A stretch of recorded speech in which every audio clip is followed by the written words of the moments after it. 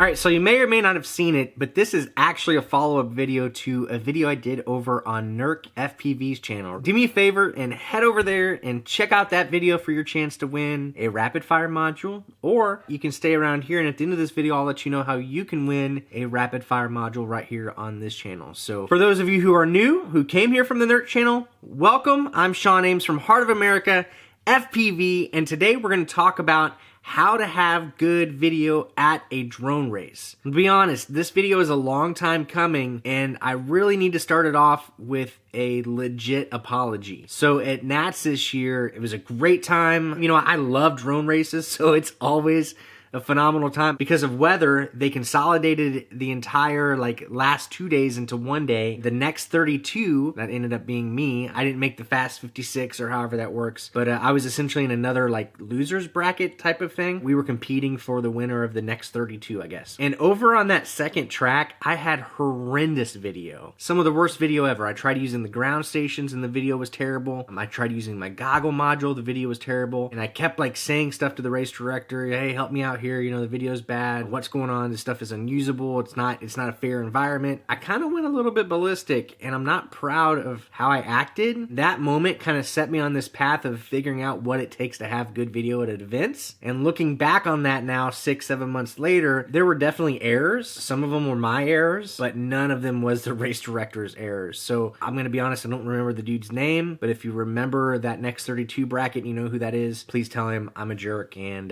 you didn't deserve that. Let's move on and let's talk about what you need to do to have good video at a drone race. Because if we can't see well, we can't really race well. Now the first thing you're probably gonna say, oh my gosh, here we go again. Spend more money if you wanna have good video. But it's gotta be talked about. The first thing you absolutely have to consider when it comes to having good video with your racing drones is having quality components. There's probably other components out there. Me personally, when I find stuff that ends up working well, I tend to stick with it. And having a quality VTX on your quad, having a quality antenna on your quad, having it positioned in a wise manner, not tucked into the quad, you know, those kinds of things. Those aspects really come into play more than what you realize. Me personally, I run the TBS Unify Race HV VTX. It's the one, it takes any battery voltage, maybe not any, it might not take 8S, I don't know, but it takes 6S battery voltage. It does 25 milliwatts, it does 200 milliwatts. It's got a UFL pigtail to an SMA connector. And I think just off the subject of having good video, maybe just having less stress at a race, don't mess with UFL antennas or MMCX antennas. I beg you. I see so many people really setting themselves up for failure, just being stressed out at a race because they've got to tear their build apart or get in there with tweezers to reattach a UFL when I carry around, you know, cross-polarized antennas in my pocket. And if I need to switch channels for a shorter line or, you know, in brackets or whatever, I just pull the antennas out of my pocket, put them on my quad and my goggles, and I'm good to go. So I would highly suggest you do SMA. It's just, it's the best 3 grams you can spin. The big deal though that I really like about this VTX specifically is it is a UFL to an SMA pigtail, but there's a clamp over the UFL. That's incredible. I know a lot of guys run the Nano VTX by TBS. You can do a UFL pigtail with it as well, but they have to heat shrink it, and that's not something you can field repair very easily. For me, typically if I'm having bad video, I've got a bunch of them right here, literally right next to me at my desk here,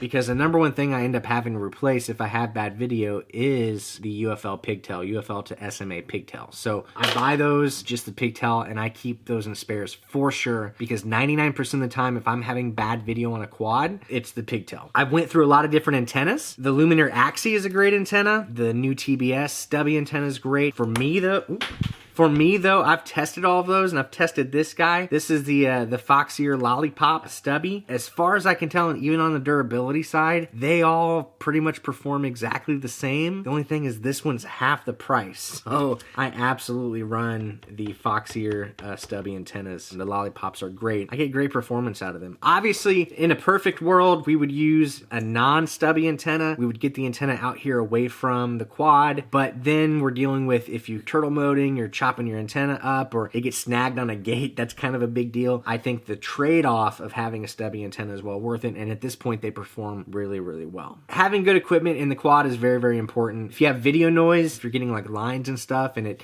changes or gets better or worse based on your throttle position, that's going to be either mechanical noise or electrical noise. If you've got a lot of vibes, if you've got a broken arm, a bad prop, that's going to throw video noise at you. So make sure that the quad is sound, make sure it's flying clean, you're not getting a lot of vibes, as we call them. But then also check your soldering, because it could be one wire is about to break. So having good video at a drone race, make sure your stuff is good and clean and ready to go. That kind of leads into the next thing that I think is highly important for having good video at a drone race, is having the ability to test your gear. So this is one of my favorite things I've ever bought, and this is the ImmersionRC RF meter. What it allows you to do, there's a Scully mode where you can go in and see if a VTX is the right power, weak or strong. I use that all the time. If I have bad video, the first thing I do, I bring my quad home, plug it in, turn a video on, and I take this, I put it there in that Scully mode. I've got it calibrated for a 25 milliwatt VTX, turn it on, and I test the antenna. A lot of times if the antenna breaks, and know that a stubby antenna, Axie or other, even the lollipops sometimes, they can break without there being physical damage to the antenna. So if you're testing it, you notice that one side of the antenna is really, really strong and the back side is really, really weak, there's a good chance the antenna is broken. A lot of times, most of the time, it ends up being just the UFL, probably because of how I mount them coming out of the side of the quad. But yeah, being able to identify that and test that's important. Flying around by yourself in your backyard is not good enough. You could literally have your UFL completely off of your VTX. If you're by yourself and not more than 100 feet away, 200 feet away, you might not even notice there's a problem. So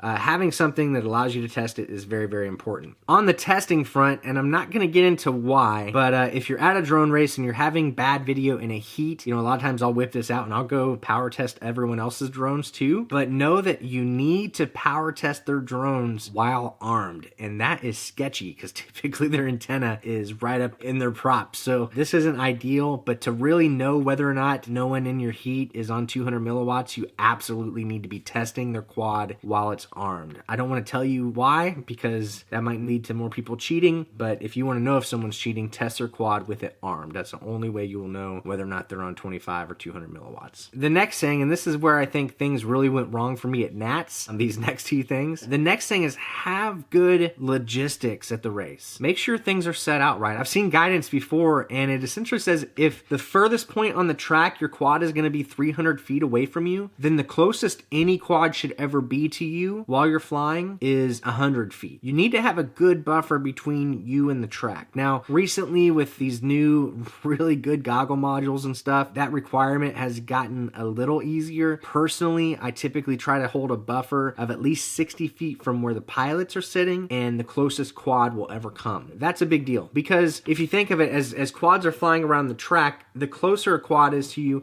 the stronger the video signal is going to be. So if you're way out on the back of a track and behind a tree and another quad is going through the start-finish gate just 30 feet away from you, then that other quad is going to be way stronger to your goggle module, to the receiver, than what your quad is. So it's absolutely important to make sure you have a nice big buffer between you, and all of this gets a lot more finicky the more pilots you have. Now if you're flying 3, 4, 5, 6 pilots up, you can get away with some things, but when we're at these big events with 8 pilots and polarization being specific and stuff, it's important that we have these buffers. And unfortunately, those big races where we're doing 8 up are sometimes the worst offenders, where I think of the last Sebring, the only one I went to, they literally had the pits in the middle of the track. So there were times that your quad was literally on the other side of human beings, and we're essentially just big bags of water, and water definitely blocks RF. So having good race logistics is so freaking important. And it's not just about video, because a lot of times the race organizers will say, well, hey, you've got ground stations, but it's also about our control link. The same kind of rules apply. It's not as finicky because of the binding system and the fact it's a digital link and that kind of thing, but it's absolutely important to take these things into account. So put a big buffer between you and the track, And unfortunately, sometimes we got to push back on some of these race promoters and beg them to have good logistics so we can successfully use goggle modules and that kind of thing. And the reason we want to use our goggle modules is because of the clarity of the video. I don't want to discount the work that Joe and all these guys that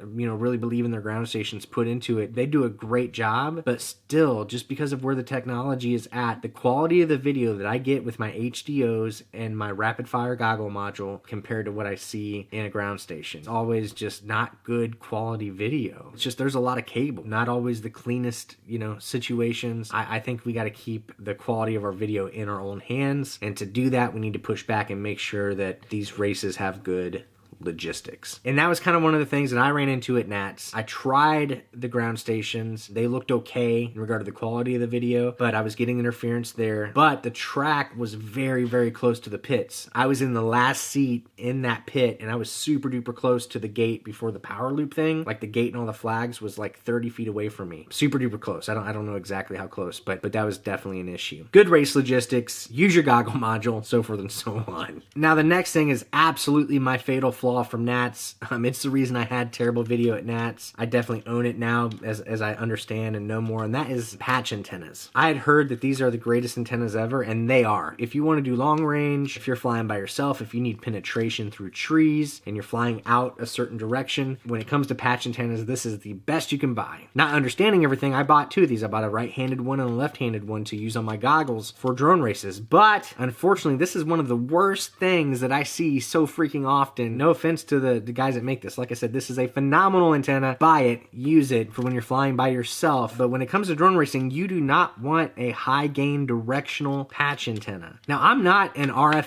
engineer. I spent a lot of my life though working with like sound equipment and that kind of thing. So I understand how sound waves travel in using steerable line array systems for sound. I understand that. I understand decibels, those kinds of things. And so my understanding in regard to RF all kind of relates back to that. I pulled the spec sheet for this antenna specifically because it's one of the more common ones, because it's one of the best high gain patch antennas you can get. Straight out in front of it, it is amplifying the signal by 9 decibels. And I did a quick test on one of my quads, taking it from 25 milliwatts to 200 milliwatts, and the difference was about 9 decibels. So if you've got this patch antenna on, and especially if you have an old school diversity antenna, none of us have good posture necessarily, so we might be looking down and maybe slightly away from where we're flying. And on a track like at Nats, where there were sections of the track that were very, very close to us, the beam of this might be pointing at a very specific part of the track, and there's a good chance that we're currently flying on a completely different part of the track. That leads to a lot of problems, because if there is a quad that is much closer to you, and it's in the beam width of what this antenna is listening for, and your quad is way out on a different part of the track, and it's in an area that this antenna can't even hear, and it's relying on the Omni, which is a much, much lower gain antenna, to pick up that signal. Well, the quad that is in the amplified area that this antenna sees, it's going to be way louder to the receiver and cause interference. It's my opinion, it's my understanding, and it's my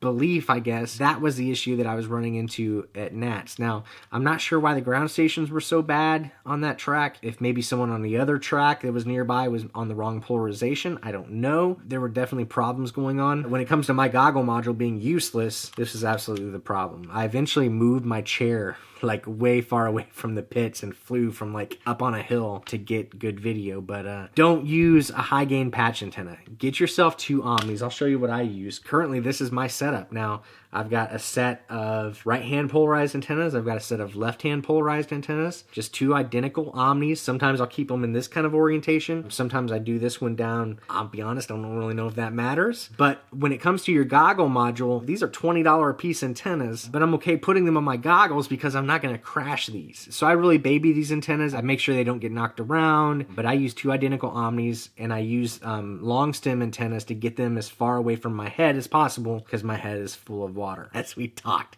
So matching, don't cross polarize this. I've seen some people saying, I have the best video when I cross polarize my antennas. Well, you might get away with that, but it could go really, really bad for you sometimes. So I use 2 identical Omni antennas, personally long stem antennas on my goggles, and that will help you have great video at a drone race. And then finally, like I talked about on Nurk's video, the last thing you need to do to have great video at a drone race is you've absolutely got to get rid of these old school diversity receivers. There's no reason reason at this point to use any old school diversity receiver, whether it be the Rapidfire or the new Fusion as it's coming out, maybe the Furious module that does the same type of sync pulse locking frame blending stuff. I'm looking forward to the Foxeer module personally, get my hands on that to see how it holds up and how it does. At the same time though, if you're racing this season, I wouldn't hesitate to pick up a Rapidfire module. It's hard to know what these new modules are going to do. If the Rapidfire module and the Clearview module and the Clearview 2.0 have been any indication, when these things first come out, they're typically pretty bad. They've got some pretty terrible errors. So I would feel comfortable spending $150 on a good Rapidfire module that I know is good and use it for the next 6 months while these other modules work out all their bugs. And then you could probably sell it for $100, and there you didn't have any of the bugs to worry about, and it only cost you $50 to have great video for 6 months. Get yourself a frame blending goggle module. The TBS module is something that's very interesting to me because it's going to have a lot of extra features. It may not have the performance that the Rapidfire does, but the extra features where like your VTX channel follows your goggle channel or vice versa, or like being able to get like lap times in your OSD is kind of the holy grail. So I look forward to seeing how that one shakes out. Like I said, it's going to take them a while. I'm pretty sure that one will be pretty cool. The Foxeer module looks freaking incredible. But when it comes to racing, flying in these big races, you got to rely on something that you know is proven and works. So yeah, get yourself a good goggle module. Stop messing around with that diversity bull crap and follow the rest of the steps in this video, and you, my friend, will have great video at drone races. So like I said, we've got something for you in this video. I'm going to be giving away one of these Rapidfire modules. Thank you to Nurk FPV for hooking us up with that. Do me a huge favor, hit that thumbs up because that's what you do on YouTube. If you're new here, subscribe to this channel. I'm trying to do a lot of new content that is very drone racing focused. I'd love to have you along for the ride in regard to that. But if you want to win a Rapidfire module, a week from now, I'm going to run a comment picker from this video. So go ahead and leave a comment on this video. Let me know what was your first goggle module that you ever used. Let me know that. I'm just kind of curious out there who has used what. So let me know that. And then 1 week from today, I'll be picking a winner. You must be in the continental United States of America, and I'll ship it to you. If you live outside of that and you still want it, you'll have to cover the shipping. Go ahead and leave a comment down below. A week from today, I'm going to run a random comment picker, and we'll see if you can win yourself a brand new Rapidfire goggle module. So guys, thanks for checking this out, and we're going to catch you next time on Heart of America FPV. Later.